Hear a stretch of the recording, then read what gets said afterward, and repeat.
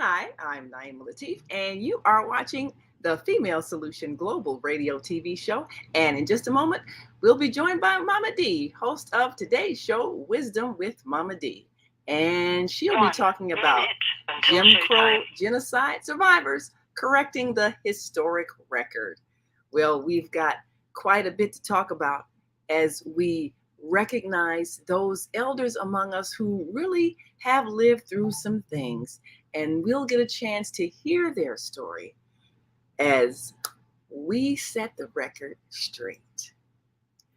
Join us. We'll be right back after this opening, and then you will see and hear some of those who are helping to change our view of what really happened in history and how we can heal from the damage. We want you to give us a call, 515-605-9325, and press 1 when you're ready to speak, and we'll come right to you and get your thoughts. We'll be Your right show back will go live in in just a 5 moment. seconds. 4, 3, 2, 1. Love Talk Radio. Women have the power to transform this world. We can end crime and violence if we all agree to do one thing: share. Let's share our wisdom, share our time, share our talent, share our finances, but most of all, let's share our love. This is the Female Solution. Join me, Naima Latif, every morning, 7 a.m. to 9 a.m. Central Standard Time, as we bring you stimulating discussions about the issues affecting our lives. If you're listening online at www.blogtalkradio.com/the-female-solution, press the blue button that says follow and get our daily topics every morning directly to your email and your smartphone. Hi, I'm Naima Latif, executive producer of the Female Solution Radio Show. We invite you to call in 515-605-9325 and participate in this daily think tank as we examine the challenges we face and develop solutions that restore peace and harmony. We are global transformers, changing the world from the way it is to the way it should be. We are one. Wherever we live on this earth, we are one human family.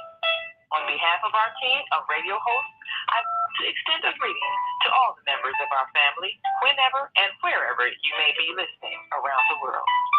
To our family in China, ni hao. In India, namaste. In Japan, konnichiwa. In Korea, annyeonghaseyo. In Russia, здравствуйте. In Germany, guten Tag. In Poland, dzień dobry. In France, bonjour. In Spain, hola. In Italy, ciao. In Egypt, ahlan wa sahlan. In Ghana, akwaba. In Nigeria, peleo. In South Africa, sawubona. In Senegal, mangadet. In Kenya, jambo. In Israel, shalom. In Pakistan, Afghanistan, and Saudi Arabia, assalamu alaikum. Greetings, and may peace be upon you all.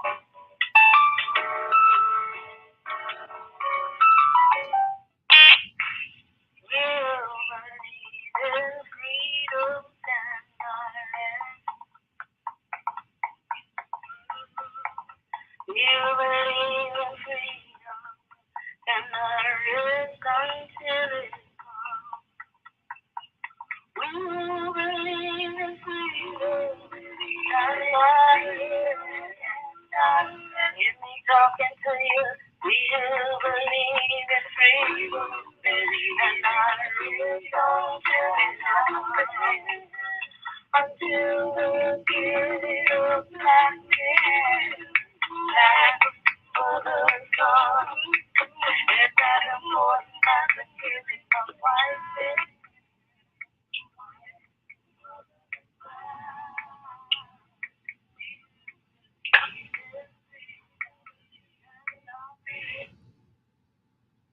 Yes, we who believe in freedom cannot rest.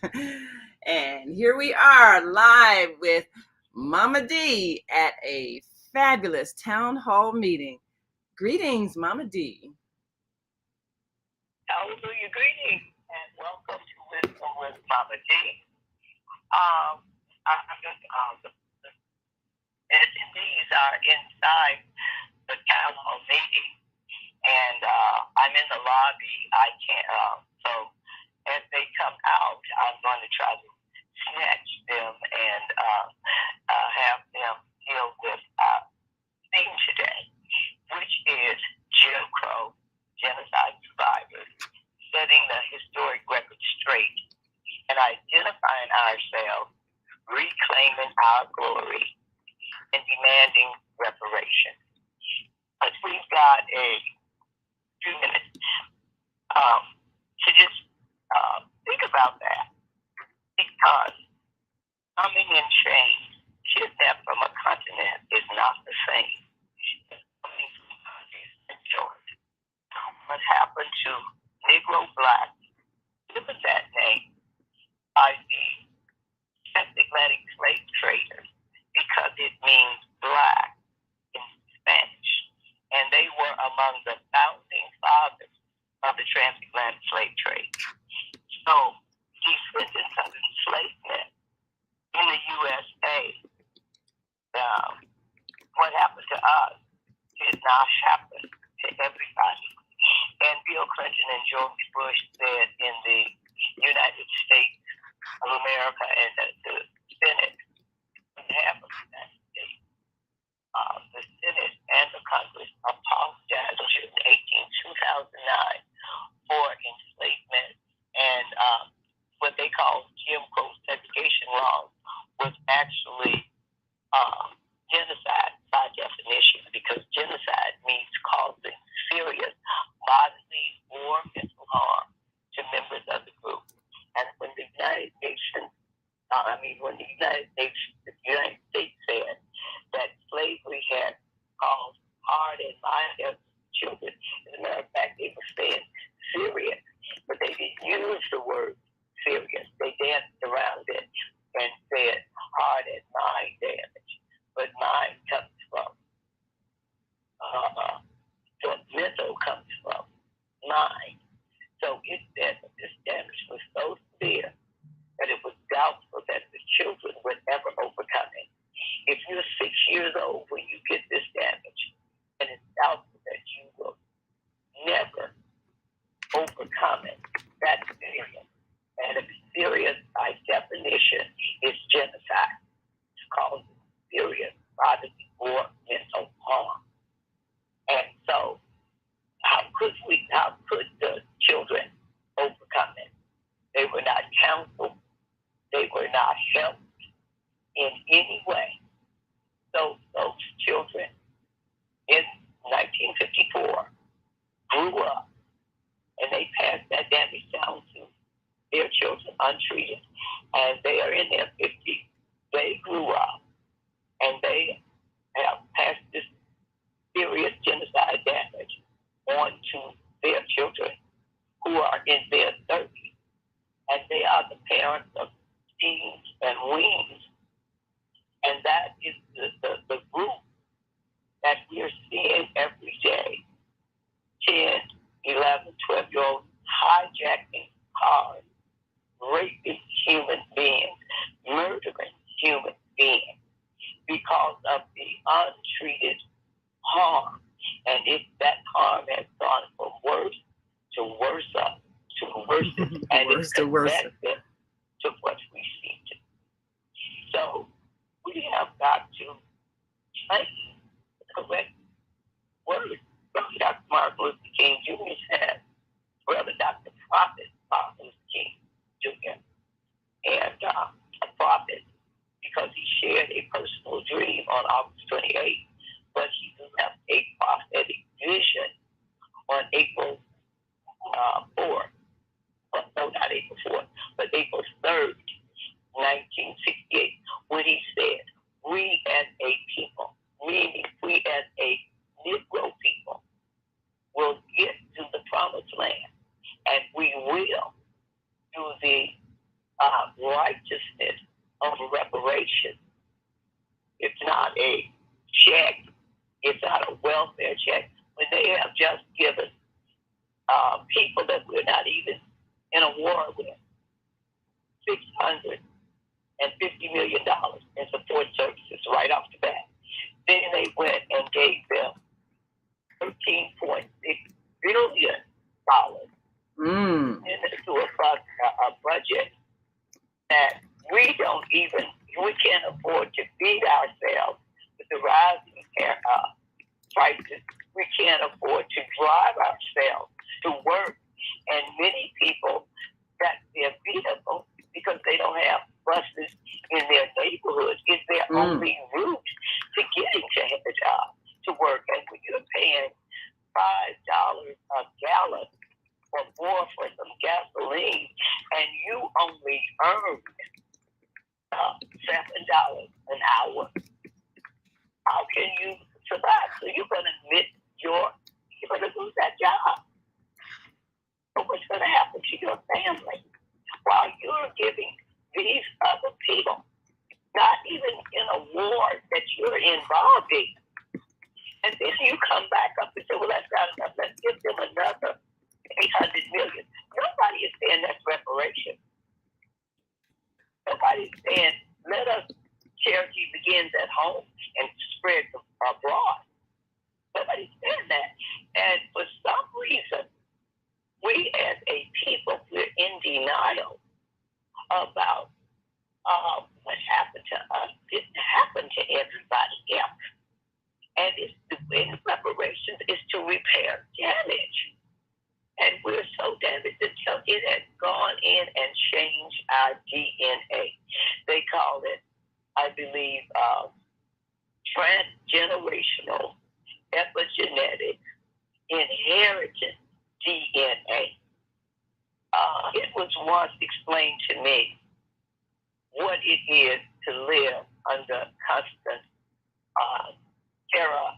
And this is how it happens. Okay, they had these mosquitoes, it was a couple mosquitoes, and you shooed them away, and that was it. But then when the mosquitoes came and swarmed, and just literally like the birds, took you over. Like the movie The Birds. that like an Alfred Hitchcock movie, The Birds, where the birds were had gone wild and were attacking people. I think we all remember that one. Right. So you can sort of remember, if it's just a few, you can handle that. But we have had 345 years of federal laws against us as a group of people. Now, where do I get those numbers from? 246 years. That's 2.5 centuries. You wasn't even a human being by law. We keep hearing, America is a country of laws. This is 246 years of laws that said you were a movable property thing. That is what chattel is. So a car is chattel because it rolls on wheels. Black human beings were chattel because they walked on 2 legs. But legally speaking, there was no difference in this movable property thing that's a car and this movable property thing that's a human being. I guess the difference might have been if you threw the wheelchair or bicycle thing in the fire, it would crackle and pop. If you threw this human being thing in the fire, it would scream and holler. But you can do whatever you wish to your movable property thing. You had to be defined as a thing so that they could pass you on as an inheritance to the descendants of the slave owners. So they passed the houses on to their children, and they passed their property, most valuable property, slaves, onto their descendants so that they could guarantee that they would have generational wealth. Because a slave was a very important piece of property. And then you had, as I said, that's 246 years of that. And then you were let go. Okay, you can go now and get free. No land, no money, no home, no job, no family, no education, no transportation, not even a pair of shoes to pull yourself up by bootstraps. So, Mamadee, I have a couple of questions. Yes. I have a couple of questions. First of all, tell us about the town hall meeting there. What are they meeting about? What are they hoping to resolve? And are they addressing any of the issues that you've raised about the fact that we're still living in a nation that has been hostile to our presence? And in your opinion, are any of the things they're addressing in that town hall meeting going to alleviate the condition that we find ourselves in? You know, first of all, you can't change what you can't admit.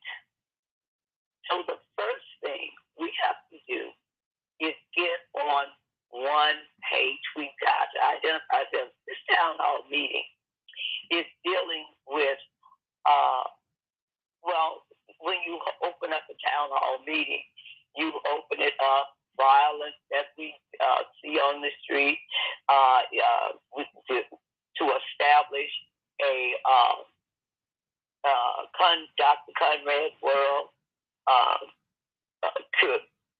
community similar to the Cobra. So we'll have another organization that will be devoted to people who comprehend the value of reparations and they don't see it as a welfare check or a giveaway or a handout, or they're just ashamed.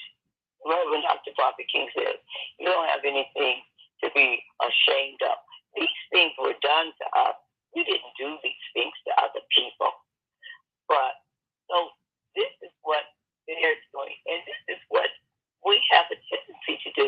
And I think what happens is when you don't get to the root cause, you just sort of move the same problem over into another area by another name. So I have another question.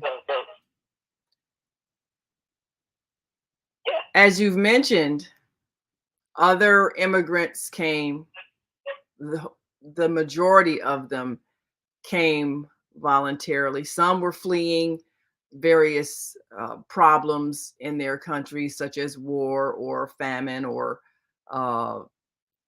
religious persecution or whatever the case may be, but they chose to come. And we know historically, we do have groups of Africans who came voluntarily and had no problem with the native people here, the indigenous people. And they were working together and there was peace. And then we have the group that many of us descended from that came by force, as you have said. And that group came as a result of instability in the homeland, wars in the homeland, greed in the homeland, and it opened the door for others who were looking to exploit a situation to come in and benefit. And so there's a lot of betrayal that happened between us. And so now, and the question I'm asking, when we see current African immigrants who are coming voluntarily to reap the benefits of the so-called American dream, and they have a different attitude than those who came by force and do not still have connections with the homeland where they can import materials to sell the way other immigrants do. How do we bring cohesion to those two groups of African descendant people when the those who are recent African immigrants may have been the very ones that profited financially from the betrayal of their brothers and sisters and the selling of them to Europeans. We have different groups of Black people now. How do we deal with that? Let's go back to your first question. In 1619, we were talking August 20th, 1619, when the first group of enslaved captives came to the Americas. And during the 1800s, that was some portions in America, like our founding father, DuSable. Mm-hmm. He got along well with the natives, but he was biracial. His father was white in Venezuela, and his mother was a Haitian slave. So he had been educated and socialized totally different, and he set up trading posts in Chicago, the first trading post, the first election, everything. He started that. But this happened. Uh-oh. I hope we haven't lost the signal. Oh, there. Are you there? We were not. Huh? Yes, I'm here. Oh, okay.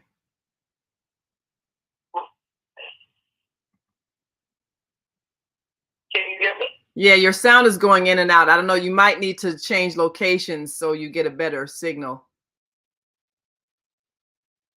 I will do that.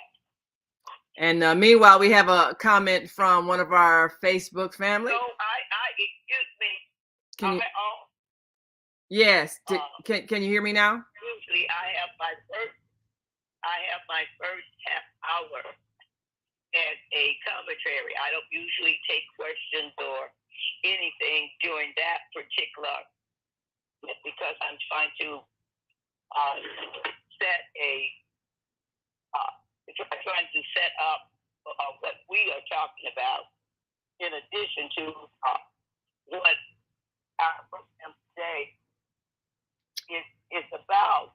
We're live on Facebook, so I want my viewers, Mamadee. We're live on Facebook, so I want my viewers to kind of be able to interact a bit, because they're watching, even though they're only seeing me. But even though and I have on the screen the voice of Evangel Mamadee Love, fourth Saturday host, so they know who's speaking. But also as they interact, because we have a response from Curtis Kojo Morrow, who says, "Greeting, Queen Mothers. Just a note to wish you the best." So we've got people watching as well as listening. So I want to make sure I acknowledge them without making them wait too long for acknowledgement. So you were saying about the because the reason why I asked that, Mamadee, is because we have increasing numbers of new Africans or recent immigrant Africans that are not part of that history. And as we talk about reparations, we're going to have more of the questions as to, do you deserve to get paid just because you happen to be Black, but you didn't have ancestors who actually went through that trauma? Or can you trace your ancestry? Because we have we have a very large Nigerian population here in Chicago, as well as a Ghanaian population that just got here. So as we talk about the reparation issue, how do we deal with the different histories of those who are now living in America? It certainly is part of my presentation for the first half hour. Where I am, town hall part, I wasn't aware that we were going to be doing both simultaneously. I just thought that I would be on the radio, but since we are doing that, as part of my commentary, I was going to address that very issue. And the point is what happened to us who came in chains are different from those who came by choice. And you mentioned earlier, I didn't want to get off the subject, but we coming in chains is different. And so, Marcus Garvey, we love you, we thank you, but you came to America from Jamaica, and you came by choice. So we're going to have to, our theme is naming ourselves. We are not called Haitians. We are not called Jamaicans. We are not called Nigerians, because these are countries, and the people that came and they're calling themselves by the names of those countries are different. Our experiences are different. When I went to Ghana in 2018, the buildings, I have African people carved in them. The African people are on some money, and their experience is totally different. No, they will not be entitled to reparations if they came to America in chains between 1619 and 1865. They are coming in now. See, we are not immigrants. Immigrants and refugees are people that's coming from other countries. And we are not immigrants, and we are not refugees. We are more like, we are kidnapped captives. We're more like political people, because this country derives its power from the consent of the government. And none of us consented to have our tribal name, to have our very humanity taken away and renamed a movable property thing. And therefore, and given this name, Negro, but color and Negro and even the word Africa was not words that the tribal people on the continent of Africa used. They were more like independent nations like the Native Americans. Every tribe is a nation. They say Apache nation, Cheyenne nation, Cherokee nation. And we need to be Shaka Zulu nation, but we don't have our tribal name because they renamed us. And they did not rename everybody. So what happened to us did not happen to everybody. We've got to get that straight. If you come over here and let's say you have you marry an American and your children have the name of the father, your mother had a Negro kidnapped captive type information, but your children carry that Nigerian name of their father, they will not be entitled to reparations. Our experiences are different, and it's high time that we get that. We're now on this black and brown that have no history in common with us. The brown people came from Mexico, had their own transatlantic slave trade system. It's not the same as us. The Asians, they were treated with discrimination, but they wasn't stupid, they wasn't dehumanized, they were never called cattle. The Mexican was never called cattle, and the Native American was never called cattle because they were never movable property. So we have got to get this language straight. We're up against a break, and when we return, I want to deal with these issues coming and change. Kidnapped from a continent is not the same as coming from a country by choice. What happened to Negro blacks and this of enslavement in the USA did not happen to everybody. And the vestiges of slavery and Jim Crow, according to former Presidents Bill Clinton and George Bush, still exists today. It exists today due to the denial and burying black history to hide white hatred called racism. June 19, 1853, immigrants and refugees are not entitled to USA reparations if they came to this country by. So now I want you to just muddle over that a little bit, and then we will be right back with the question, because we are going to have to deal with that. These are the names that our theme, genocide survivors. I think the survivors, setting the historic record straight, identifying ourselves, reclaiming our glory, and demanding reparations.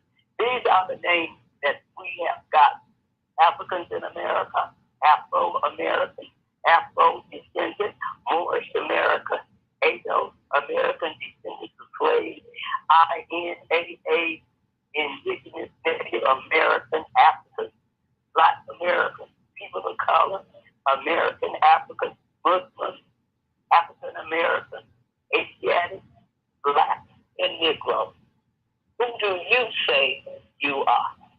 Yes, the commercial is up. All right, we'll be right back after this break. And if you're on our switchboard now and want to make a comment, tell us your thoughts about how you identify yourself, press 1. We'll come to you after the break. And if you're listening online, want to join this conversation, give us a call, 515-605-9325. Press 1 if you'd like to speak. And if you're on our Facebook page, The Female Solution, feel free to write in your comments. We've got some comments we'll share after the break. And I'll mute your mic, Mamadee, in case you want to grab some people for an interview after the break. So we'll be back after these messages. So we want you to stick and stay. Don't stray away. We'll be back in a moment. Stay with us. We have an opportunity to transform the whole global society in the next 50 years. 50 years from now, the earth will be populated by a new generation of adults, many of whom are yet unborn. Our mission is to nurture them in childhood with love, guidance, and protection, and to raise them in healthy, happy families. If we impart values of compassion, generosity, and respect for fellow human beings in the next generation of children, they will create a world where people can live together in peace. This is our goal. Be a part of the transformation. Get your copy of the book, The Female Solution. Go to www.naimalatif.com. That's www.naimalatif.com. And you are watching and listening to The Female Solution. And we have with us also the Global Virtual Teen Talent Competition. And we're going to give you an opportunity. Or did anyone tell you, or how did you know that you sound, people say you sound like John Legend? How did that happen? To bring in Well, it was probably when I was young. I was sitting around the house, and since my parents would play so much music around the house, I would just be running around the house, singing songs, and stuff like that. And so after a while, I felt like I really just started doing music, so I started doing competition and practicing, and then I did the PTA performance where you saw where John Legend retweeted me. So yeah, that's when I started like, wow, this is what I should be doing. So yeah. He said when he was young. Awesome. So you are going to perform for us. What will you be singing today, young man? Well, we've got the Global Teen Talent Competition. You can go to HLNTV1 to see some great talented teens. And of course, that is conducted by our Monday morning mindfulness host, Zelda Speaks. And if you are watching us on the Female Solution Facebook page, feel free to write in your comments. We've been asked a question. How do you identify yourself? And we've been called a lot of names. So the question is, which name do you think applies to you? And does it indicate your identification as an ex-slave as opposed to someone coming from one of the nations on the continent of Africa, or even in the Caribbean or any other place in the world that you may have descended from. Who do you identify with? How do you call yourself?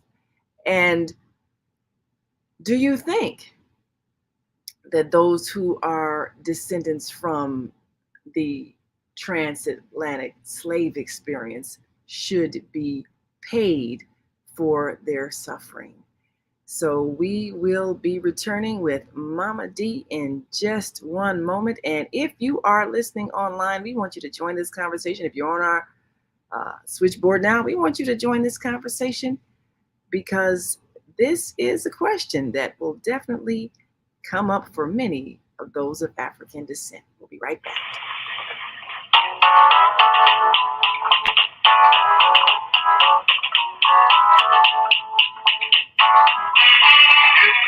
Hallelujah, greetings in the spirit of Wayo and Yah Shalom. Wayo means we are one. Yah is he who takes the name for God, and Shalom means peace. I'm Evangel Mamadee of Yah Nubian, and I'm inviting you to join me every fourth Saturday from noon to 2 p.m. Wisdom with Mamadee. Call in number 575-605-9325.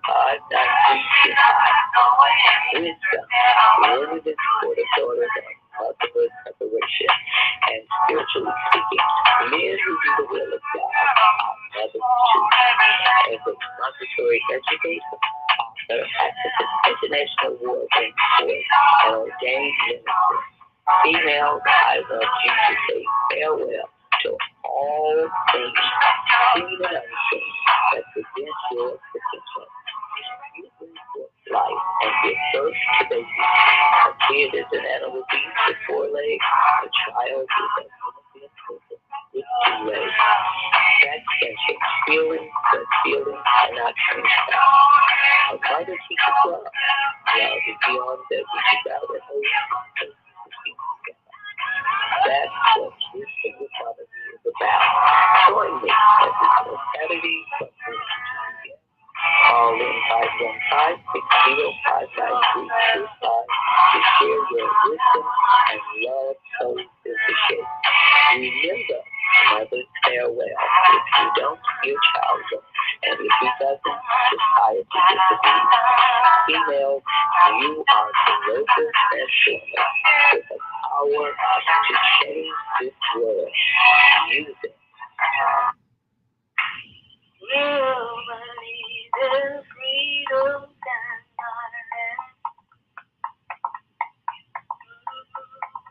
you believe in freedom and responsibility. You believe in freedom and And we are back. You're listening to and watching the Female Solution Global Radio TV show. And Mamadee, do you have some people who'd like to talk to us? The people that I had waiting, they just didn't have the patience to wait through the commercial. So the 3 slipped through my fingers. But what is happening, the people that I wanted to ask, they are in the town hall meeting, and they are going to be, I guess, inside the meeting until it's over. So what I want. Well, did you want to go inside the meeting and give us a bit of audio of what they're talking about? Is it able to be heard? It's the sound inside is different. And it's not convenient to just interrupt the meeting and say, I'd like that person, it's not appropriate to do that. So let's just say you had some guests there that's on Facebook, and I'd like to have their comment on what we are dealing with. Okay. We have to identify ourselves, what happened to us. That many times did not happen to everybody, and we're going to have to own that. Okay, well, I've got a comment from here from Kojo Morrow. Curtis Kojo Morrow, of course, is I think you know Kojo. He is a Korean War veteran who spent time in Ghana and actually reclaimed his African heritage. So he says, this is deep, I know, but very relevant to your discussion. Black History Month 2022 to be continued for 2023 via writers and artists. P.S. We are the spirits of our ancestors. Centuries ago, there was a battle between a group of West African warriors and white slavers. The Africans were defeated, shackled in chains, and loaded aboard a waiting ship to be taken to a strange land and used as slaves for the rest of their lives and the lives of their descendants. So he says that, I was informed that it's the nature of the Ashanti to conquer and expand as with mankind and not give back. And he says that, like we're witnessing via Russia and Ukraine. So he's telling some history of what happened. And I think, Mamadee, I think we're going to have to really deal with that reality. We made this mess we're in. We made this mess because we were fighting. And that's, we got to own that reality. We can't blame white people because they only came and got the spoils. They weren't that smart to go into that continent and grab people. They bought the prisoners of war. And Curtis says, as to how we Black people ID ourselves, anyone who believes we are spirits of our ancestors are spirits of their ancestors or African in the diaspora. So, he says, I guess his identify himself as an African in the diaspora. And he said, right on. So, I think, Mamadee, one of the realities that we got to deal with this whole slave situation, we were fighting and we were capturing prisoners of war and we were selling them. And the Europeans were buying them and shipping us abroad. We made this mess by fighting. And the reason why I asked about current immigrants from Africa, they got that same attitude. They'll say, "Oh, well, our people conquered their people." And like he said, no, the Ashanti, they were into aggression. So you had some people who were aggressively overcoming other family groups, other tribes, other nations, and they sold them. So how are we going to deal with that? Especially we got our folks coming over here and they ain't sorry they did it. I've talked to some Nigerians, they ain't sorry. Yeah, we sold you people, we ain't sorry. So how do we deal with that, Mamadee? We're going to deal with it the same way the Afghanistan people, they are the victims. We were fighting, but we weren't the leaders in the fight. They are being bombed, but they're not the leaders in the bombing. And to blame them who just got bombed out of their homes for the decisions that leadership makes is just fundamentally unfair. But this is the dilemma that we face when it's all said and done. America does not owe you no reparations up until 1776 because there was no America. So that's British that owes us reparations from 1776, from 1619 to 1776. So we've got to get the identity straight. And when you say we were fighting, if I have never seen Africans are very superstitious people, like most people are superstitious. They put on white face as part of their ritual.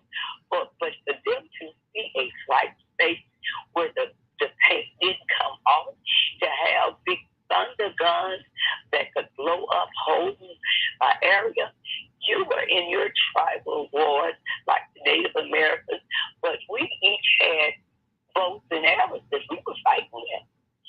But the Africans were fighting with spears. But when somebody comes in with a cannon, it's all over with.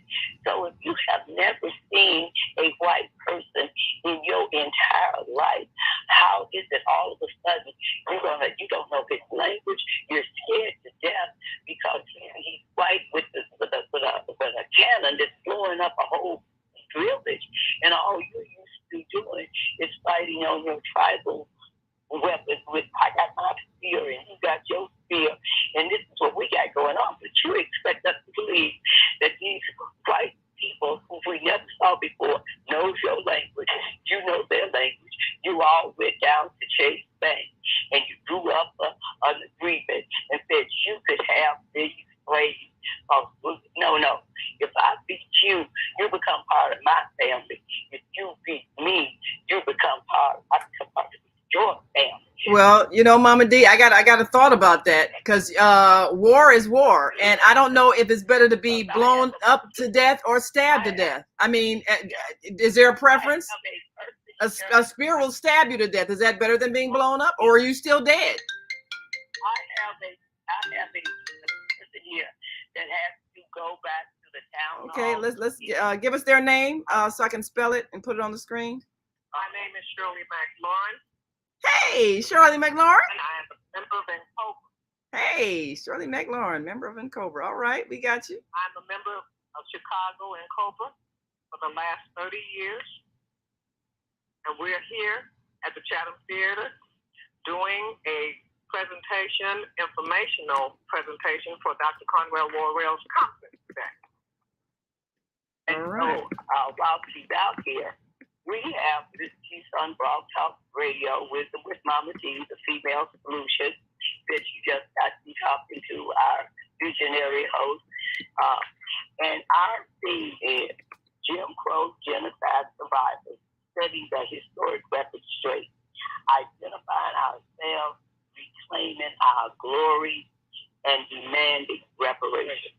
So this is the premises that we are taking.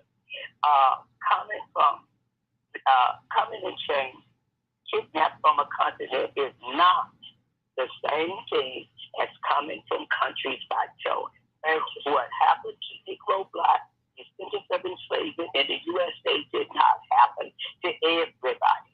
And the vestiges of slavery and Jim Crow still exist today due to denial and burying Black history in order to hide white hatred. June 19, 1863 did not end enslavement because the Dred Scott Supreme Court decision was still in effect. Immigrants and refugees are not entitled to USA reparations if they came to this country from another country by choice.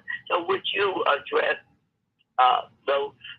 Well, that is all factual, and thanks to reparations movement that's going on, not only in Washington, D.C., but in all 50 states, we have the opportunity at this point now, since the H.R. 40 bill is at hand, to be voted on and distributed amongst the Congress and the Senate, and our president, who can make what we call an executive order about this issue that needs to be resolved now. We have been fighting for the last 500 plus years for reparations that we've been denied and everybody else has been given.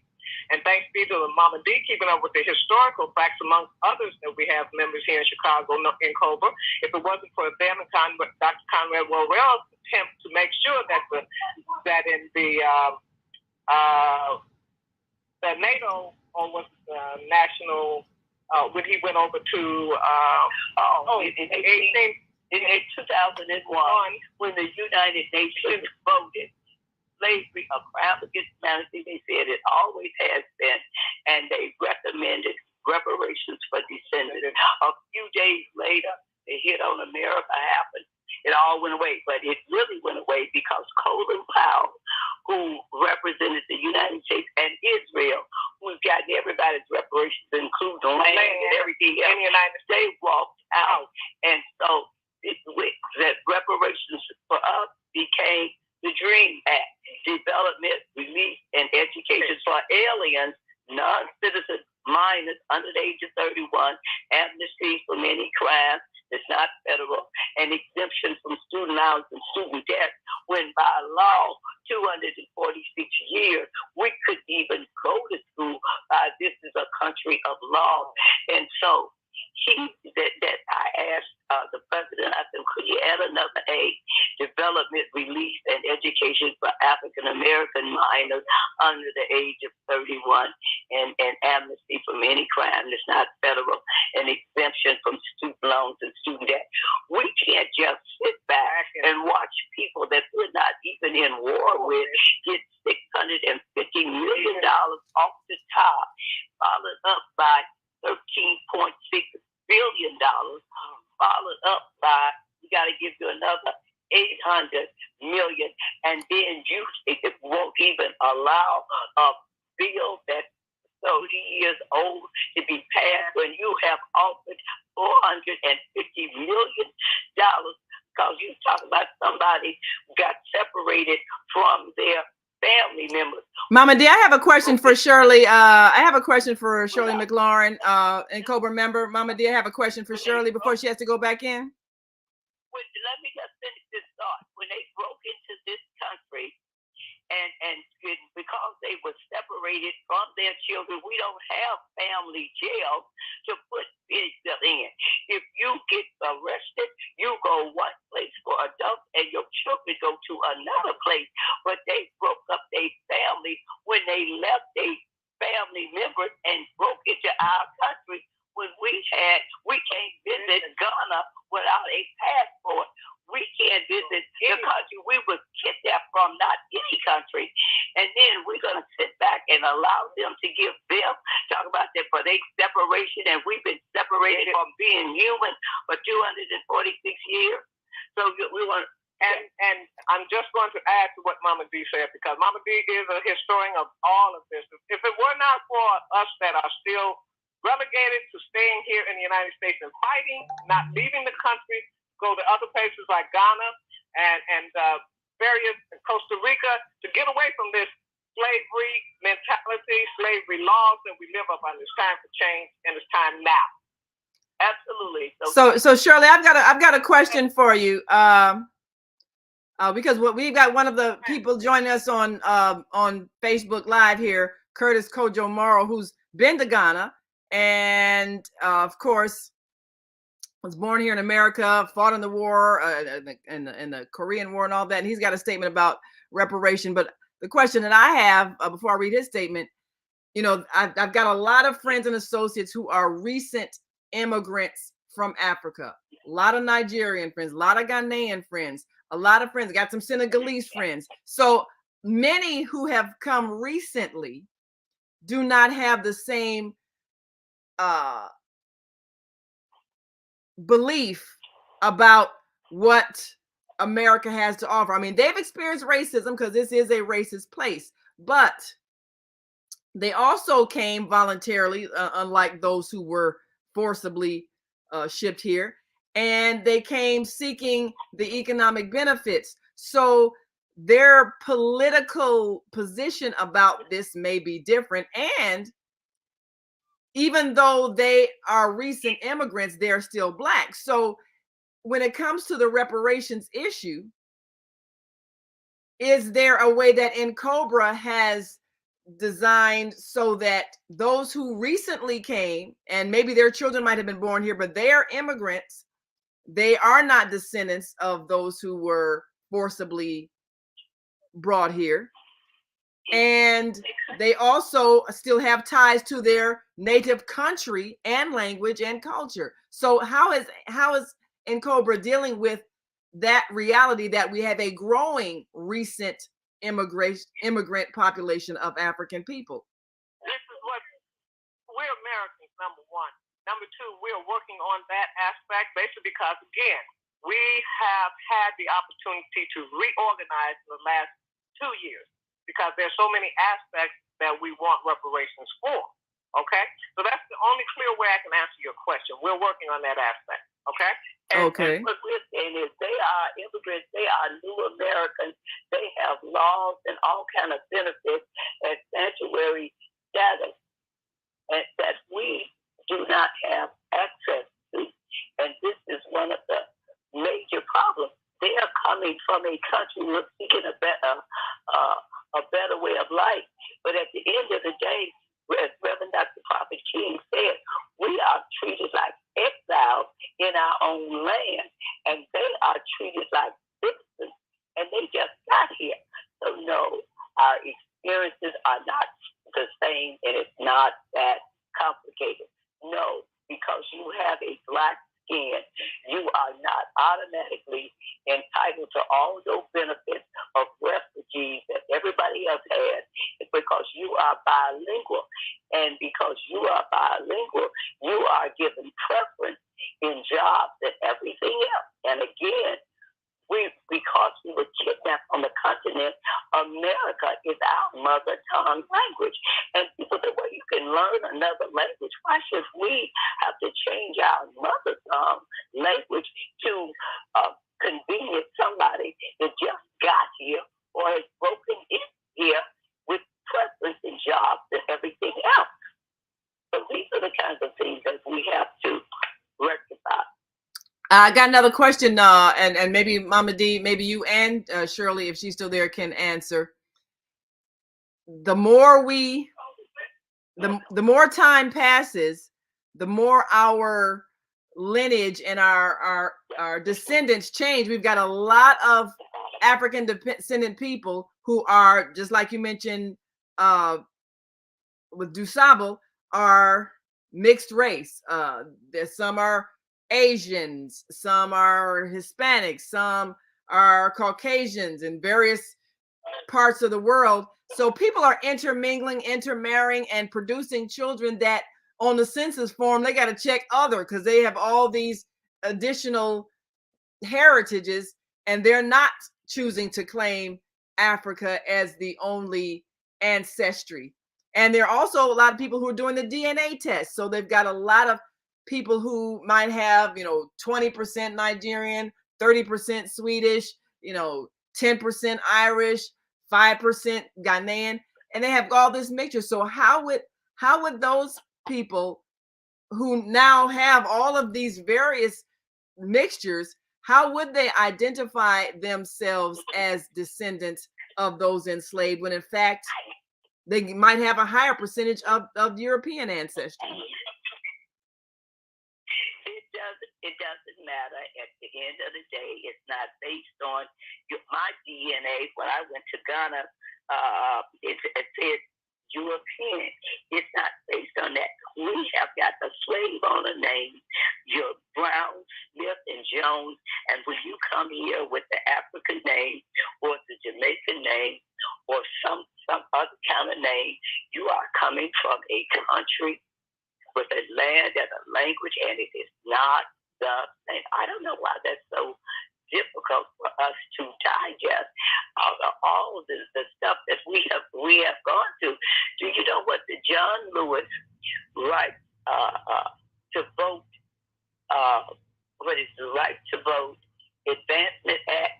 It has a category on it, and it has removed race. The word creed. It used to be no discrimination based on race, creed, and color. Well, it has removed the word creed and substituted it as slave membership in a language minority group, and that group is limited to Asians, Latinos, and Native Americans. And when they say minorities, Asian minorities, we're talking about countries. We're talking about China, Japan, strong enough to bomb Pearl Harbor.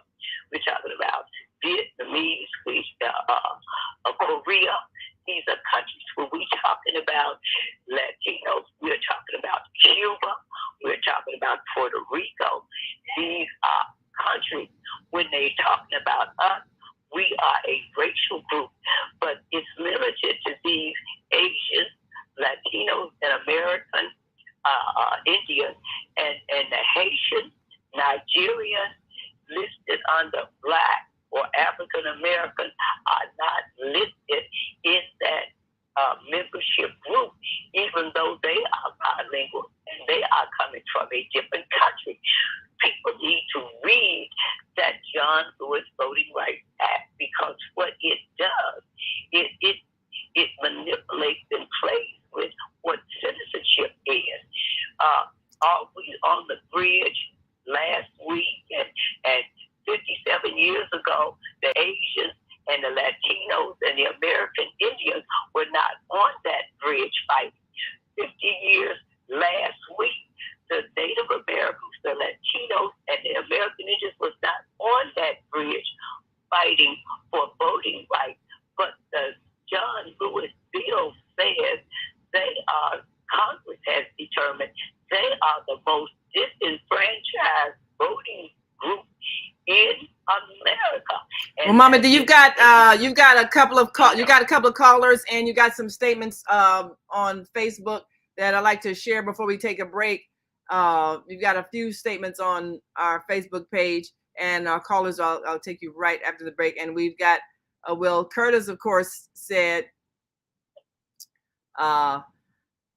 regarding the Africans and the forced coming to America. He said, case in point, many Africans en route to slavery refused by fighting to death, and those are the ones who stand on shoulders we now stand.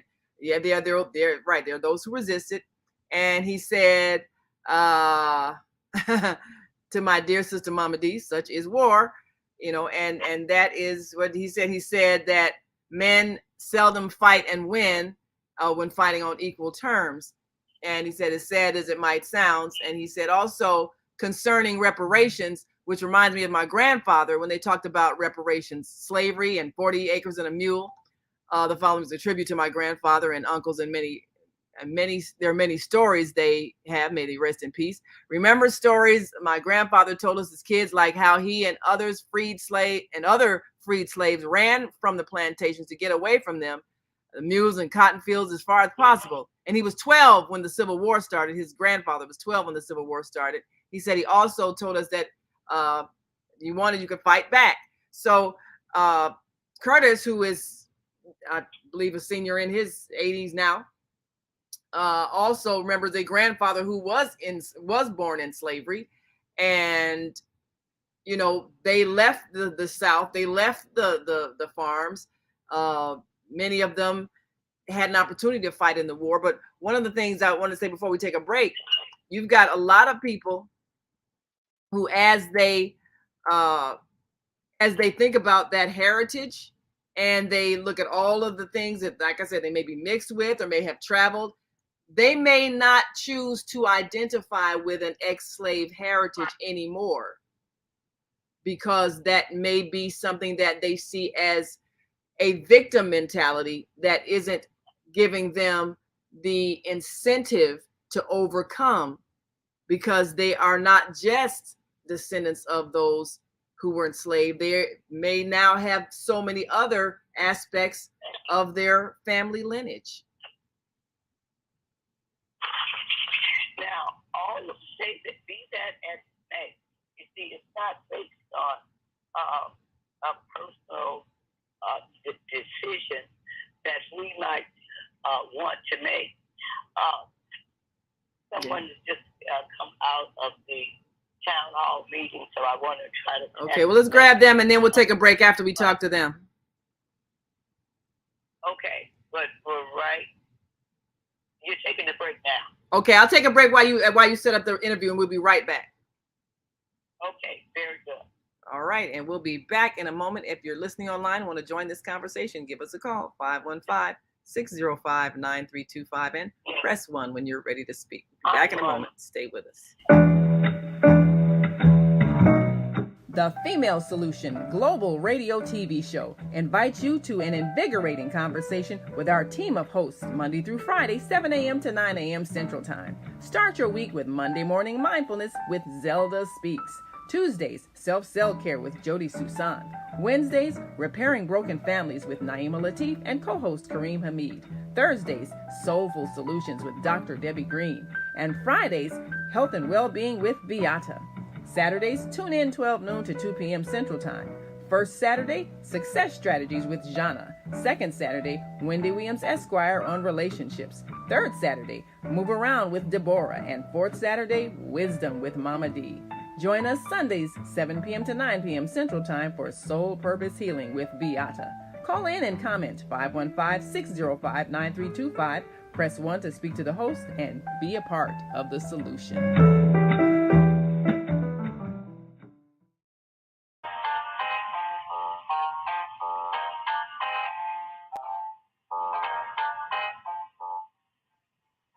Have you ever dreamed of going to exotic places, meeting fascinating people, enjoying uplifting music, and spending nights in a luxurious hotel? to a relaxing vacation where you can walk along the beach or sit in a quiet park and enjoy the sunset or sunrise. Whether you're flying around the world or driving across the country, we will share travel tips that will help you stay safe while you enjoy the journey. Join me every third Saturday of the month, 12 noon to 2 p.m. Central Standard Time, and move around with Deborah here on the Female Solution Show. Call in and comment 515-605-9325 and press 1 to speak.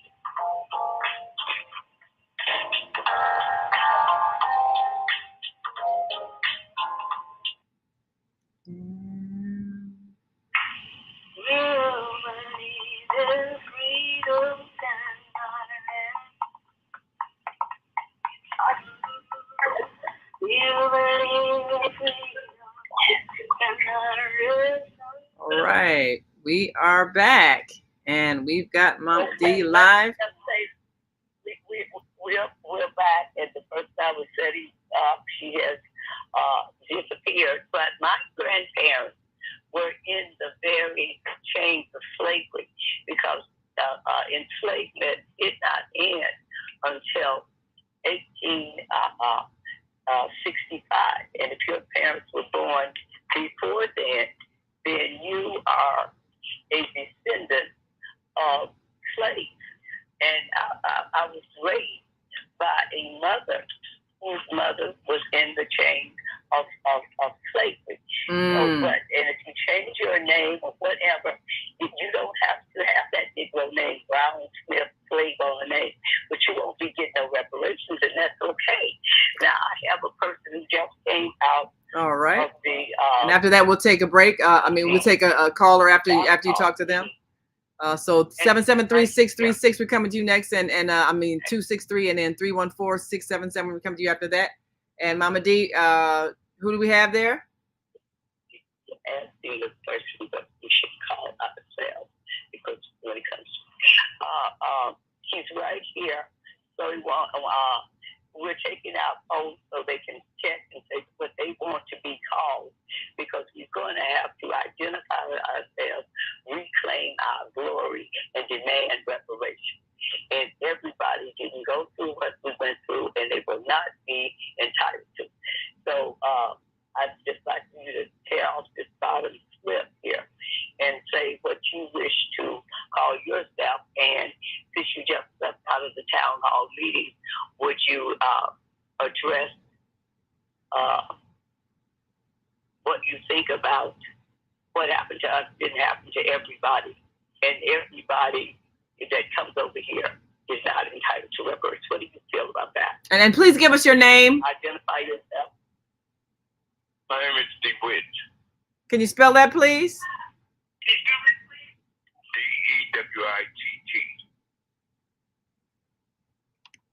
DEWIT. DeWitt. DEWIT. One T or two? What would you like to call yourself? Okay. Between right. Africans in America. I'm Africans. Okay.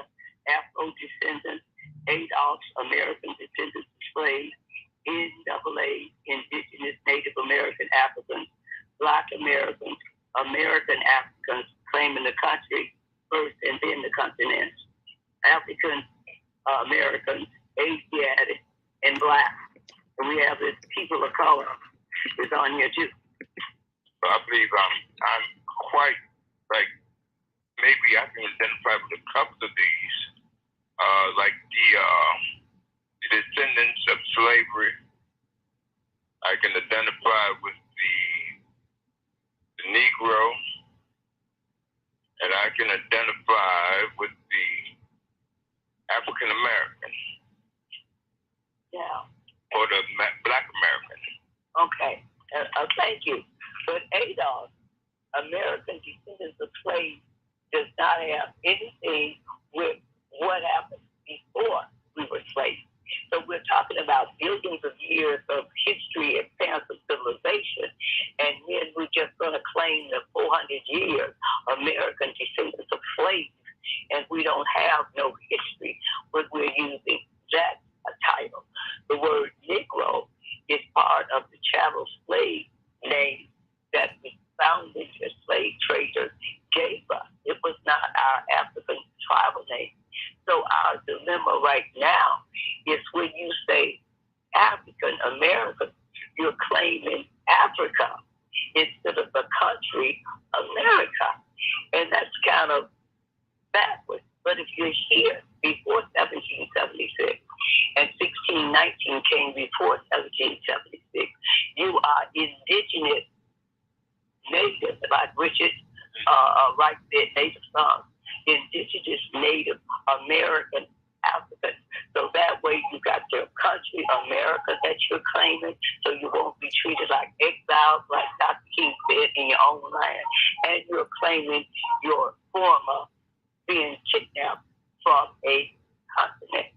And see, in order to get the reparations straight, we got to identify ourselves. And but we got to identify ourselves with this country that was built by 246 years of kidnapped Africans not even being human beings. Movable property.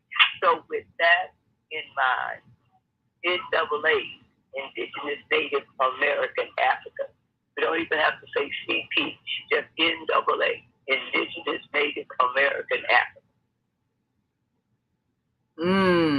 Well, Mamadee, you've got a couple of callers on the line after they answer that one. Right. We got to take that Africa on the end of it. NAA. Yeah, that you can identify with, because that covers everything. And then we don't allow these people that just got here yesterday talking about they are indigenous. No, we was here before 1776. We claim that indigenous status also. Okay, so we have a vote here for NAA, Indigenous Native American African, and that covers our country and the continent we get that from.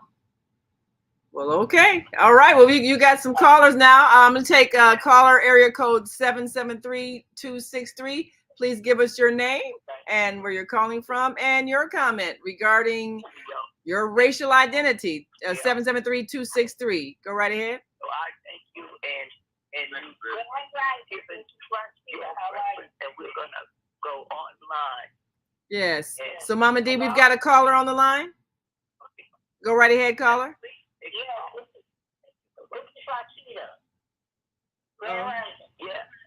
All right, we've got Rashida on the line. I want to say this. I am an African American, very dark skinned and thick black. And my misunderstanding and lack of knowledge has led me to believe when we accepted Jim Crow to build industry, we gave up our rights to reparation, such as 40 acres and mules. However, I think that we are due compensation for our development and trade and industry, okay? My mother is over 80 years old. She told me a long time ago that my great-grandmother was born in India. However, my great-grandfather was born as an American, Native American, married my great-grandmother. So I think we American citizens need to really concentrate on healing from the trauma that we endure now, what we are enduring now. And I don't know. It doesn't. I don't understand. You know how we can just keep drilling our children on the negativity of what brought us in captivity, because many people have been injured and many more have been injured this year. So, and they were killed by their own people. So we don't take them back to thinking that the Europeans are supposed to owe us something for our captivity, which already oppressed us. So I think that's not proper behavior. So Rashida, our children should know what we accepted during Jim Crow and what we are due entitled to, and still are deprived of and trade in industry, because we built that in America. So Rashida, let me ask you this. So Rashida, let me ask you this. Another conversation will help us. Yes, ask me. So Rashida, do you think that it actually causes more emotional trauma for us to keep talking about slavery to our children? Is it more damaging for us to keep bringing it up?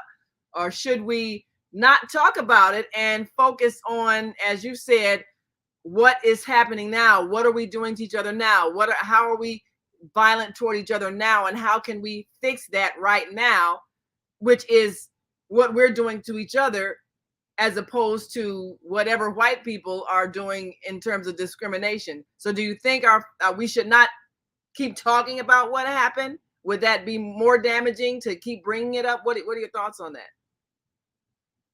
I think that most of us are already damaged because of the psychological effects of slavery. I think that. And then to keep reminding them of the pain and suffering and hating each other and admiring what other ethnicities have accomplished and hating them because they accomplished it. I think we need to teach them the psychological effects of slavery, which we still have the effects in our community today, because we're not doing any damages to, even with the stimulus money came and they damaged our own community. And some of us got injured in our own community. So reparations would not heal the thought and the pain and suffering that is now being. So you say money is not the answer? Money could be an answer, but the conversations that we built, not because we were beaten and enslaved and promised a mule and 40 acres. That's what I think. I would like to add. Well, thank you, Rashida. So Rashida says money's not the answer, Mamadee. What do you think about that? Because we got the stimulus money, we blew that, we still broke, and we tore up our community. So what do you think about that? I'd like for you to be on Blog Talk Radio. I would like to add this.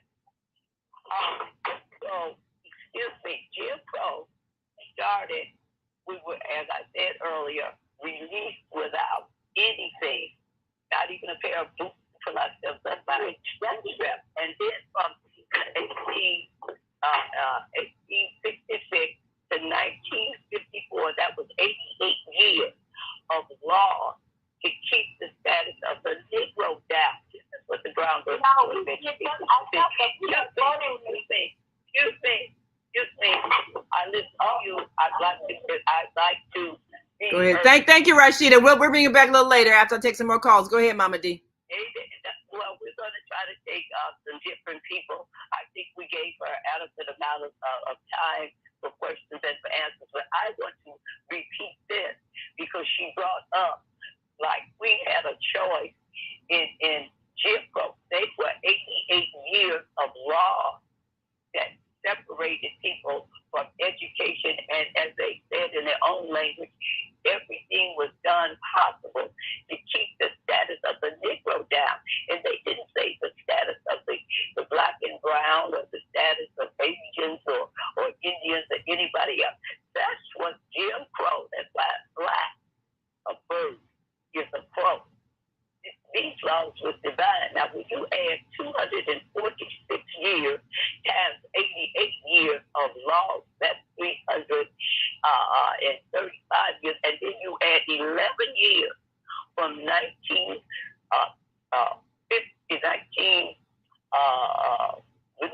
we kicked off the movement, 1954 to 1965, that's 11 years. So we are talking about 345 years of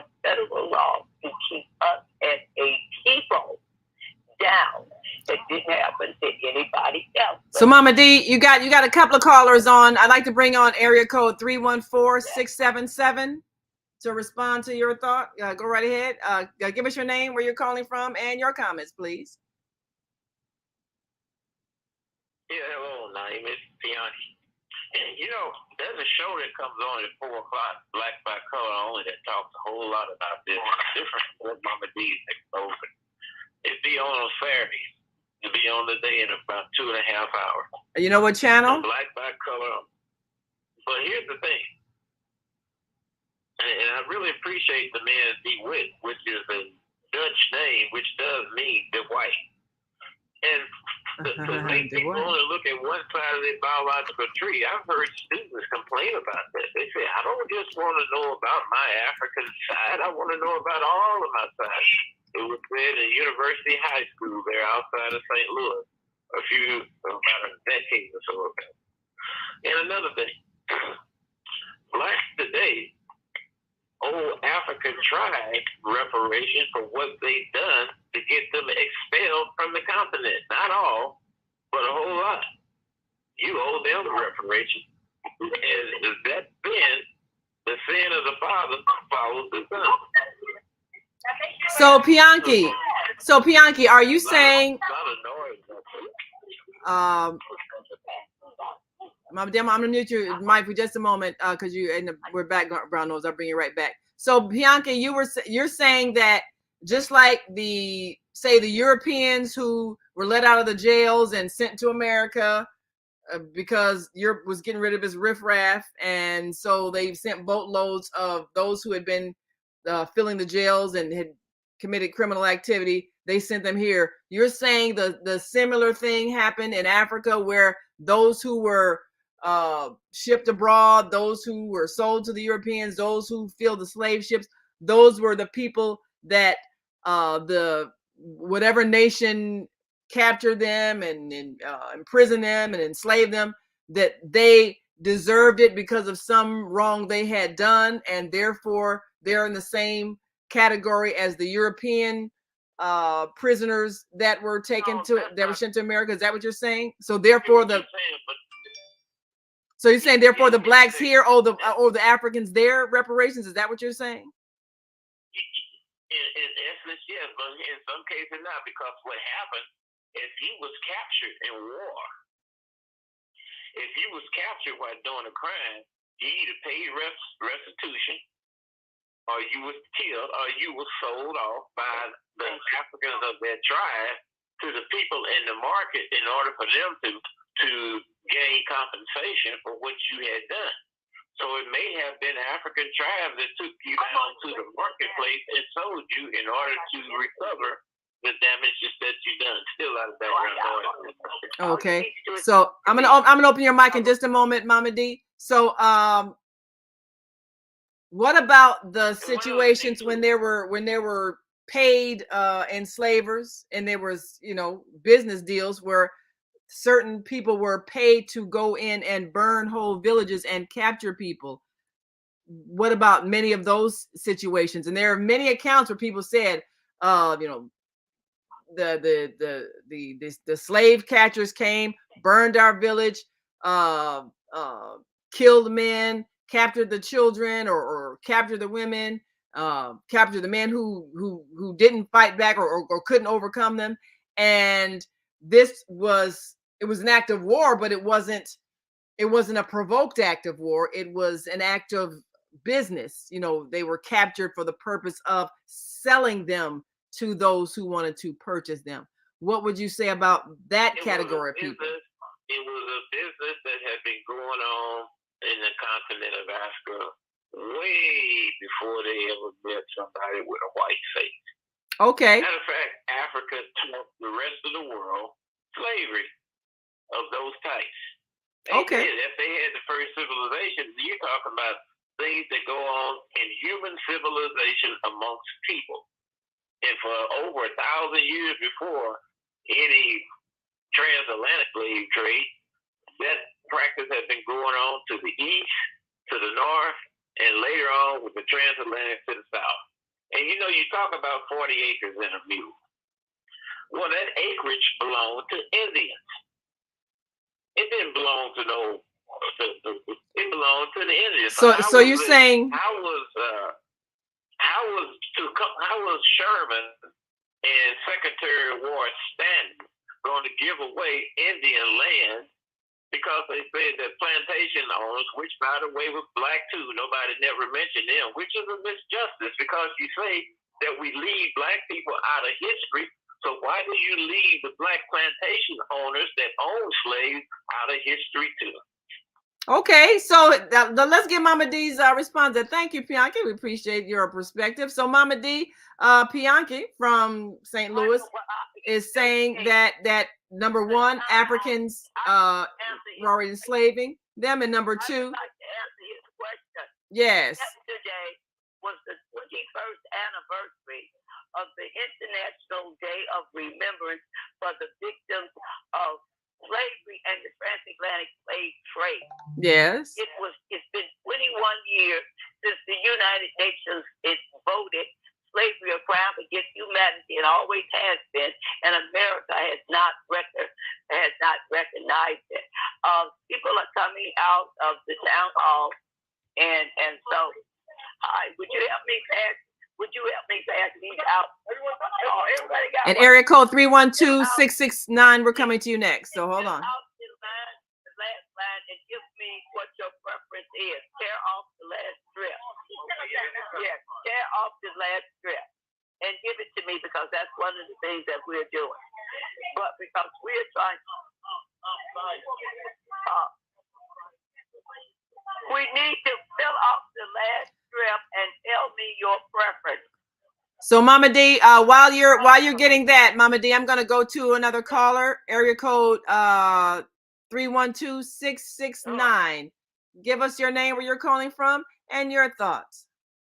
Yeah, Curtis Kojo Morrow. Ah, yes, Brother Curtis. Curtis, thank you for calling in. Yeah. Mm-hmm. Yeah. So I agree with your last two callers. And, Mamadee, I love you and I respect you highly. But in my particular case, and it's not just me, because, I returned to Africa and lived for 11 years, from 1865 to 1876 straight. So it was like a born-again experience. While I was there, I spent a lot of time with the elders, the chiefs and the elders. And that's all we talked about. They talk about politics, farming, and history. They talked about how their ancestors, now some of those very elders there had actually fought the British, during the I think the last war or something was 1810 or 1812 or something like that. No, it was later than that. But anyway, so they gave me, and I learned the history, not only recent history, they took me all the way back to the first human beings on the planet, black people. Mm-hmm. And even the white doctors, anthropologists, through that. Susie, in Kenya, the first known human being that was discovered. So before this civilization, that was great civilization before the Roman Empire, and it started in Africa. I mean, that's what people done. They were warriors. That was the nature of mankind. And the Ashanti area people at that time, they conquered most of West Africa. They had a saying like, they fight each other, knife got two jaws. Okay, then the other thing too is they talked about history. They talk about fighting their fellow tribesmen, and the defeated ones become their servants. Mm-hmm. Yeah, they become their servants, but it wasn't the same kind of slavery that was known here, that was practiced here. Eventually, slaves that they captured, that fellow tribe or different tribes, they would actually raise up. They could marry. They became chiefs in certain Ashanti areas, Akan area, too. No slave had ever been captured there and returned to Africa. That was true, but I won't go into that. And that was up in Liberia. Right. Area. Okay. So the thing about war, war, this is on the other brother's question. You know, war is bad. Bad things happen in war. Soldiers get out of control. And it takes it's kind of hard. One soldier starts shooting and everybody shoot. It takes 10, 15 minutes for the commanding officer to cease fire. You know, you have to yell it because you get caught up in that moment. Okay? Then when it comes to the reparation, in 1972, I was talking about nationalizing in Ghana. And one of the expatriates who was there said, well, look, Curtis, why don't you go and talk to your chief? That was the chief that I was adopted into, that tribe, Paramount Chief. I went there, and he looked at me. This was the first time that I actually heard him speak fluent English. Usually when you got an audience or you in a company of other people, other Shanty, they would speak through a language. But he looked at me, and he said, what authority do you have to give up what your ancestors fought and died for? That is not our way. We add on to. We don't give away nothing. And we see the same thing that's happening right now in Russia and Ukraine. They have their reasons. But they was edged on, just like we were. Our people was edged on. The people's on the coast give it the goodies, and the people's on the interior, they got mad at people's on the coast because they were close to the white man, and so it goes on. We know, what I'm talking about. So those who were involved. So Curtis, you're saying those who were involved in the enslaving process, they saw it just a natural part of conquering nations or nations conquering nations, and it wasn't a negative thing. So that is a mindset even of those who come here now and they talk about what happened in slavery. If they were on the winning side, they don't have any guilt about that. They said, oh yeah, we conquered you people and we sent the weak tribes away. Yeah, we did that. I mean, that's the idea. Well, I want you to hold on, Curtis. I'm gonna come back after the break and get Mamadee's response. What you said. So hold on. We'll be right back. And Mamadee, we're gonna come right back to you after the break. And if you're listening online, want to join this conversation, give us a call, 515-605-9325, and press 1 when you're ready to speak. We'll share some more comments from our Facebook family, and we'll be right back after this quick break. So stick and stay. Don't stray away. We'll be back in a moment. Stay with us.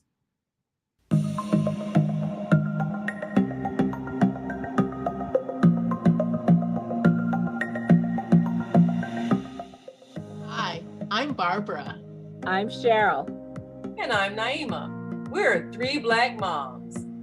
And in case you didn't notice the resemblance, we're also 3 sisters. We're going to be coming to you every week, sharing our successes and our mistakes as we navigate our lives as moms, wives, sisters, daughters, and of course, Black women in today's world. We'll talk about it all: race, politics, religion, economics, culture, and we'll take a look at everything from whether or not to use corporal punishment to how do you teach your children about sex. Look for our upcoming book, Growing Up Charles. It's a personal story about our lives growing up in Maple Park on Chicago's South Side. I'm Barbara. I'm Cheryl. And I'm Naima. We're 3 Black moms. Follow us on Facebook and subscribe to our YouTube channel, 3 Black Moms.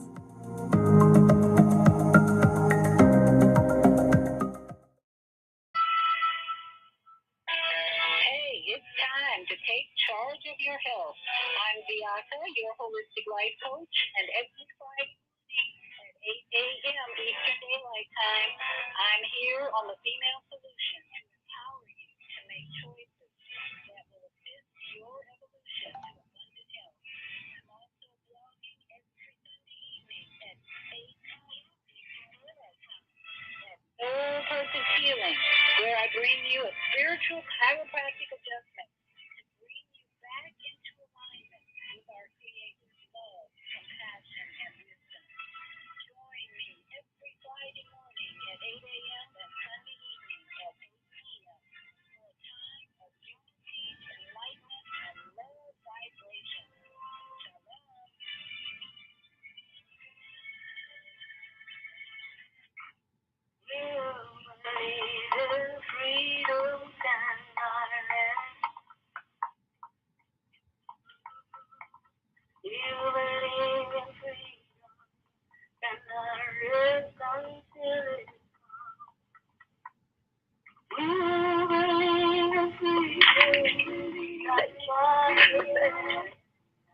right, we are back. You're listening to and watching the Female Solution Global Radio TV show. This is Wisdom with Mamadee, who is live at the town hall meeting. So, Mamadee, do you have someone who'd like to speak?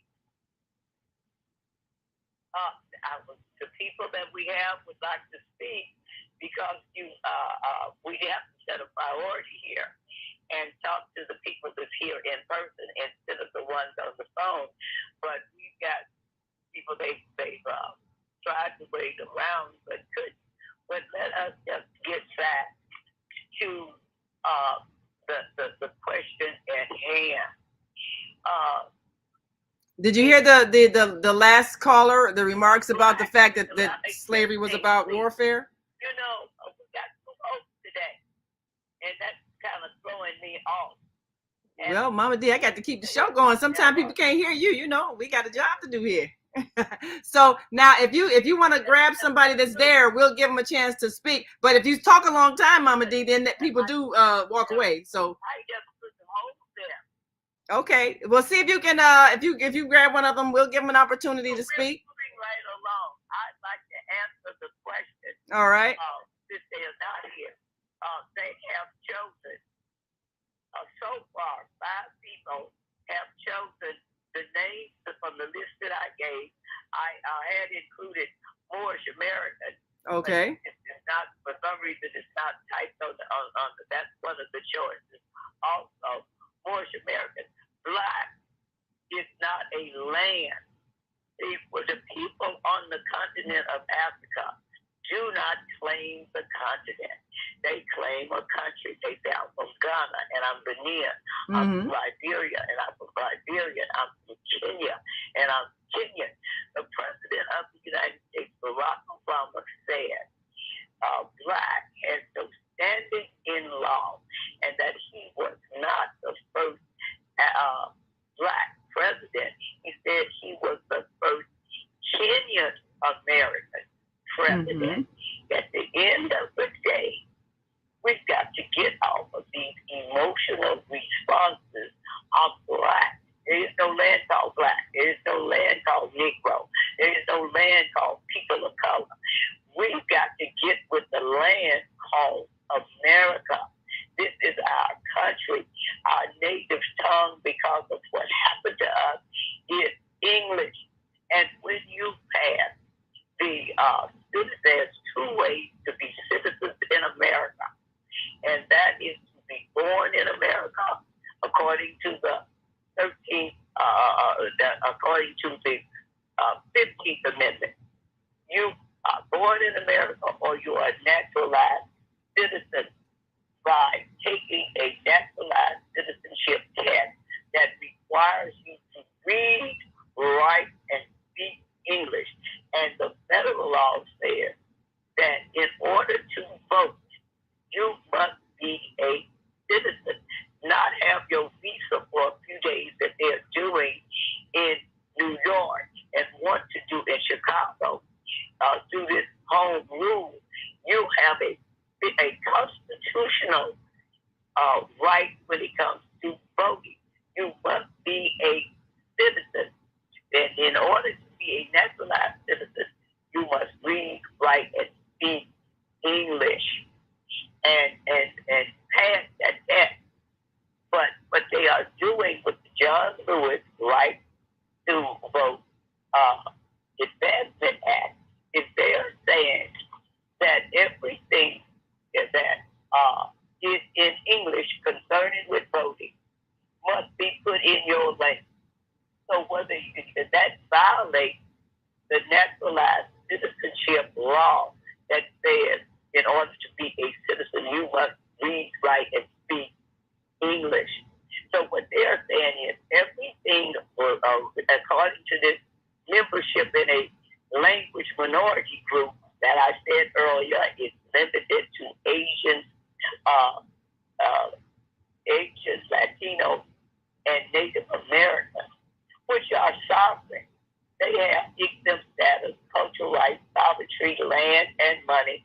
But now they're saying, according to Congress, these are the most disenfranchised groups when it comes to voting.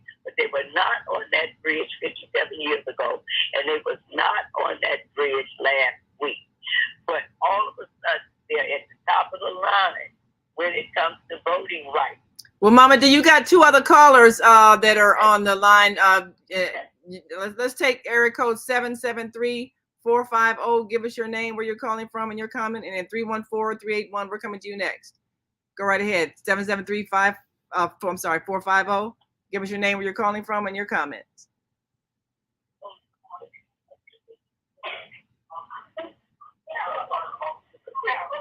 Seven 450. I guess they're not connected. So okay, well, let's go to 314-381. You know, thank you for calling Wisdom with Mamadee. And you made mention of the 14th Amendment. 14th Amendment.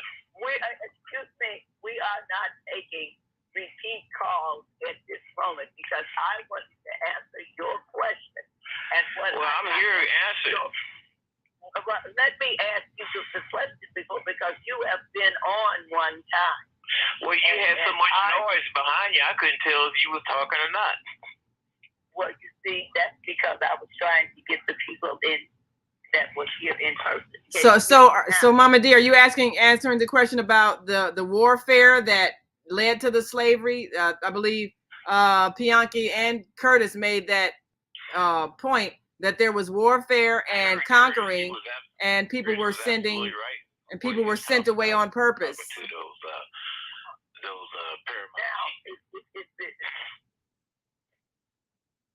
Yeah. Would you get my coat? Oh, here we go again. I mean, one of the things, Mamadee, is that we have not talked to recent immigrants about their perspective of the slave trade. At one time, she's not doing either one very efficiently. She had a problem hearing, so I'm going to a different location. Okay. So while she's doing that, I know what I wanted to say. What I wanted to say to answer your question was yesterday was the 21st anniversary of the International Day of Remembrance for the victims of slavery and the transatlantic slave trade. It's been 21 years since the United Nations voted slavery a crime against humanity and said it always has been, and they recommended reparations. Everybody has gotten reparations, repairs for the damage, but we have got to identify who we are. America didn't become America until 1776. So we can't claim reparations from America from 1619. From 1619 to 1776, that's under Great Britain on that portion of reparations. Can I comment about that real quick for the sake of time? Let me finish what I'm saying and then comment again, because this is what we have. A lot of people have emotional responses to things, and everybody is entitled to their own opinions, but they are not entitled to their own facts. So when we bring forth facts, we're saying, yes, you have your price, but everybody claims who they are. They say Holocaust remember. They don't say everybody else is on the Holocaust, because they're not. And when they say gay rights, they're not saying everybody on the planet is homosexual, because they're not. Everybody defines what they are and what they are about. Women's rights, we're not talking about men's rights, not saying men are entitled to rights, but everybody names and claims who they are. But we want to be in everybody. I'm black and I'm brown and I'm people of color. Everybody has a color. And so we have to be advocates. We're the only group, first of all, that has leaders. Secondly, we're the only group that doesn't have rights attached to what we are required. We got the NAACP and we got Urban League and but we don't attach ourselves with rights. Civil rights is for everybody. But we got to claim human rights. The things that happened to us was crimes against humanity. So, Mamadee, but before you got a couple of comments on Facebook I want to throw in here before. Well, hold on one second, because we got a couple of comments on Facebook I want to throw in before you respond, Pianki. I need you all to hold on a second. I just want to add a couple of the Facebook comments before you continue. Curtis says, speaking of jobs, because we're talking about the economy, said, my worst fear on returning to America after living and earning a living in West Africa 11 years as a jewelry craftsman were to depend on someone or organization for a job. And all praises to the creator, it wasn't necessary. Thanks to the wisdom of a dear friend, Dr. Margaret Burroughs, who during one of her visits to Ghana, I inquired as to how I could earn a living as a craftsman when I returned to America. She said, Kojo, no one's going to give you a job. So we're now talking about we're expecting someone's reparations. And Curtis says, of course, he's an entrepreneur.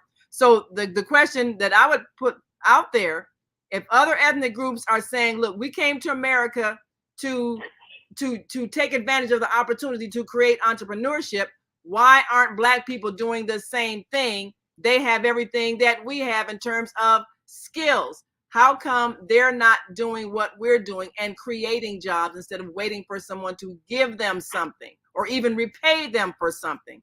So I want to throw that thought out there and tell me what you think about that. So let me answer that thought. You haven't answered my question yet. Well, hold on, Pianki. Let her make that statement in, and then Pianki will get your response. Put in somebody else on your question. Now, since you just put somebody else in on your question, this is what happened. Because you made my question a lecture, Mamadee. Come on now. Yes. Y'all gonna talk or y'all gonna argue? You should have been put back on the phone. He called in from another number. See, Mamadee, your show is so popular, people just have to say something. So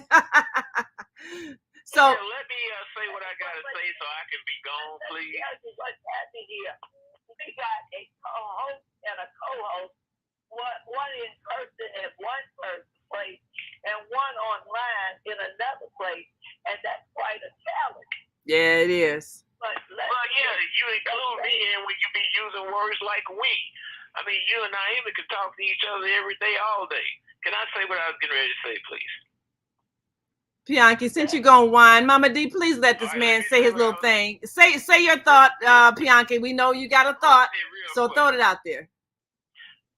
The 14th Amendment was 1868. So we cannot give people that were born in 1600 any rights because they don't have the ability to grandfather. Also, the United Nations was created in 1948, coming out of the League of Nations. The United Nations has no right going back and saying what happened in the 1500s was a crime against humanity because at that time, society thought it was acceptable. And once again, wait a minute, I got one more real quick. You talk about, it's okay. It's okay. You know why come I had to put so many of them together? Because of your answer to me, you put about 15, and I can only keep up with 2 or 3. On the phone because you already answered that. You don't say it. Are you all going to argue or are you going to talk? That's not in the damn quarreling. No, you're right. Well, let me finish, please. Yeah, y'all done argued up 30 seconds already. So go ahead, Pianki. Your last thought, and then Mamadee. Go ahead. Took up so much of my time in arguing. I'm gonna let it go like that in order to let somebody else come on and pose their question. Thank you. But I want to ask: the United Nations was formed in 1946. Right now, with the war in Ukraine, they are referring to the United Nations. America is part of the United Nations and putting together the format that defines what a human rights violation was. And we can't say, United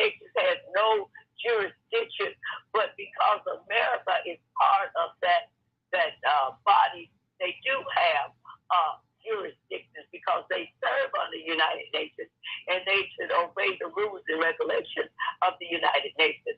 And they were part of creating those laws. But in 1951, when Paul Robeson went to the United Nations and recharged genocide, Eleanor Roosevelt said to Black people, I will tear up my membership in the NAACP if you open your mouth about reparations, because the segregation laws was putting us in the same category as was happening to other people, that they were fighting for their rights.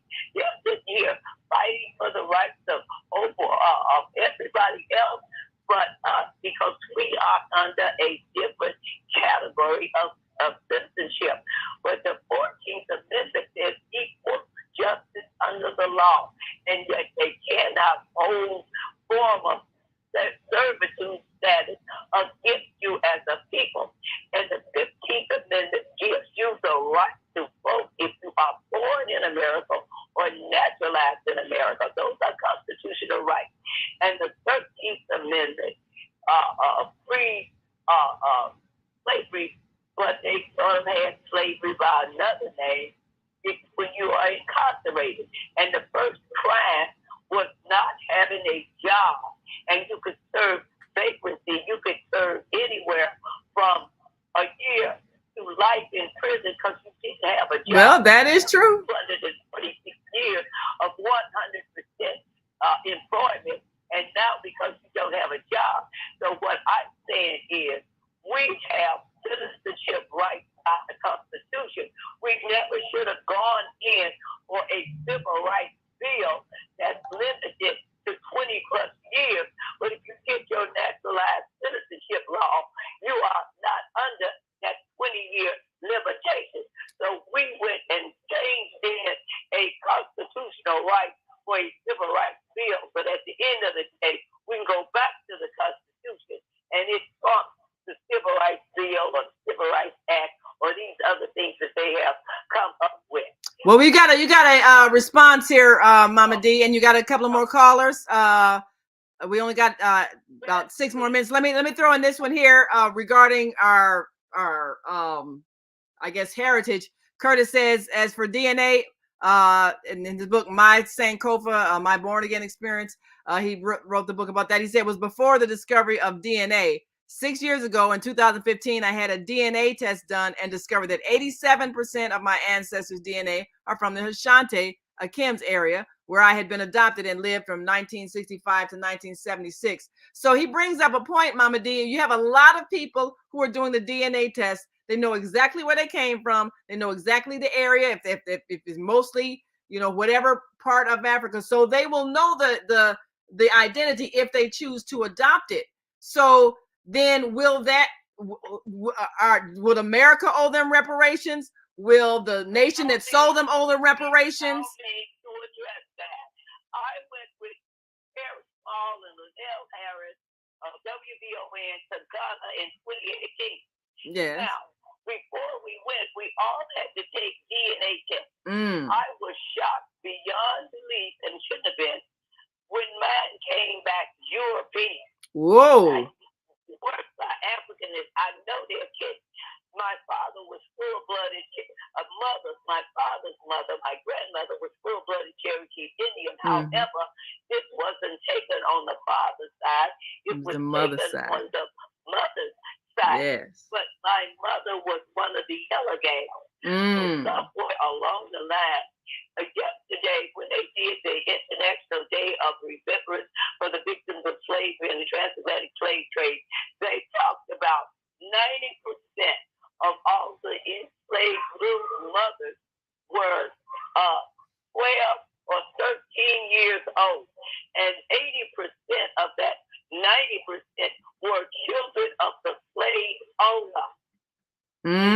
What was happening through all of that, how we got colored, was because the 11-year-old, as soon as I guess they had a menstrual cycle, they were mothers to the slave owners, slave master children, and the black woman couldn't even be raped. So these were some of the statistics that came out when they did the United Nations broadcast yesterday, commemorating that day. And there was a lot of other interesting factors and dancers and singers, etc. But this is what I am saying. None of us have escaped slave on a tank. So if the truth be told, you got some light skin. I had cousins that could pass for white. Right. So who is actually owed money if you got white ancestry? Can you claim that you owed reparations? We got another caller here. See if I can take one more. 773-450.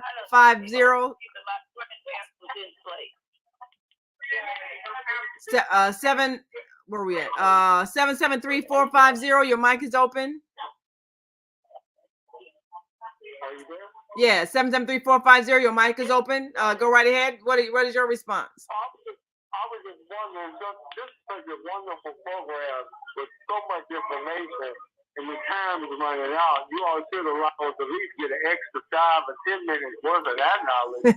I'll give up my time just to listen to some more. Well, I appreciate that thought. But really, where can you get information like that? Nobody's even talking about what we have and what's being done right now. You don't hear that on the news. So I surely appreciate it because that's something that we really need. Well, we thank you so much for listening. And Kojo, I want you to be, thank you so much for that call. Kojo, I want you to be my guest on the next Wisdom with Mamadee. I think that would be great. And you can give us an update on your books, Kojo. The people you always come out, but I tell you, I want you to be a guest on the female, and I've invited you to be right along with Kojo next week. I think that'll be an excellent show. I think that'll really be a powerful one. And regarding what Rashida said on the fact that we got to look at our current state of violence, Curtis says Rashida's right on target. I agree. I think that a lot of the current conditions we're in are reflections of an overall violent culture. Some things I'd say, yeah, we still have a holdover from slavery, but then we got that issue of human behavior that is horrible everywhere, and that's what really I think needs to be transformed. But Mamadee, we only got a minute left. You want to give a closing remark? Well, I just want to thank everybody for this spirited conversation, because what happens is if you tell me something I don't know, you have added to my knowledge. So to disagree with a position or a point is necessary in order to have growth. But we've got this mentality. Too many have the mentality that if you don't agree with me, then there's something wrong. But it is through the differences of opinion that we come out with a workable resolution to our problems. And I just wanted to say that be mindful that the first African American woman to be nominated for President of the United States is coming up. I believe that even though I disagree that she didn't give a definition of woman, is an adult female human being, that she could have given that 90 seconds. So I had an issue with how she went from 10 years of a sentence to 3 months. But at the end of the day, she needs her property. All the other female justices have had a hyphenated last name. They introduced her with a hyphenated last name where she gave honor to her parents for giving her an African name, and she honors her parents with a hyphenated last name. Nobody has any problem with but they have taken her name and reduced it to a Jackson when it's Brown Jackson. To make sure she had give respect to her husband and her married status. Name, like the other 3 judges that were married, they had hyphenated name, and we don't mind saying the whole thing when it comes to them, but we're reducing her to Chapman, and we must not do that. All right. Well, we got 5 seconds to go before we're out. Thanks so much, Mamadee. And of course, join us tomorrow, you all, for Soul Purpose Healing, right back here on the Female Solution, 7 p.m. Central, 8 p.m. Eastern. And as always, thank you. Peace and blessings and Wisdom with Mamadee. And join us next fourth Saturday for Wisdom with Mamadee. And to our global family listening from all around the world, we say thank you. To our family in China, Sheshe, India, Zanyaba, Japan, Arigato, Korea, Kamsamnida, Russia, Spasiba, Germany, Danke, Poland, Dziękuję, France, Merci, Spain, gracias, Italy, grazie, Egypt, shukran, Ghana, Medasi, Nigeria, Eshe, South Africa, Ngiyabonga, Senegal, Geret, Kenya, Asante, Israel, Toda, Pakistan, Shukriya, Afghanistan, Tashakur, Saudi Arabia, Shukran. Assalamu alaikum wa rahmatullahi wa barakatuh. Thank you. And may peace be upon you and the mercy of God and God's blessings.